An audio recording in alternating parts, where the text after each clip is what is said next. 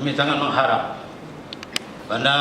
pertama kepada Dewan yang terhormat sebagai wakil rakyat, kita sama-sama dipilih oleh rakyat, kepada Forkopimda, wabil khusus para ulama, masyayikhana aizah,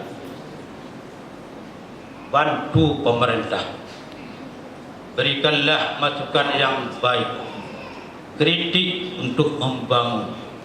Kalau kami tidak ada lagi yang menasihati, berarti kami tinggal rakyat kami. Na'udzubillah, na'udzubillah, summa na'udzubillah. Maka dalam hal ini saya sangat mengharap, apalagi saya sendiri, tolong dinasihati, tolong dikritik, tolong diberi masukan, tolong segala kekurangan, tolong selalu diberi dinasihati, ingatkan kami, jangan kami masuk dalam jurang. Sekurang-kurangnya, wahai pemerintah, wahai eksekutif, wahai legislatif, ingatkan semua kami, baik DPR dan kami semuanya. Rugi kalau sudah dipilih ternyata tidak ada yang ingatkan lagi.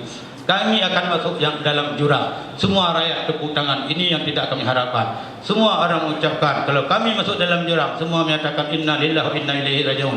Tolong ya Allah, hidayahkanlah kami semua. Berikanlah kekuatan kepada pemerintah, berikanlah kekuatan kepada Dewan yang telah dilantik pada hari ini dan Dewan yang akan datang, dan Dewan DPR kita sebagai tokoh rakyat ke depan.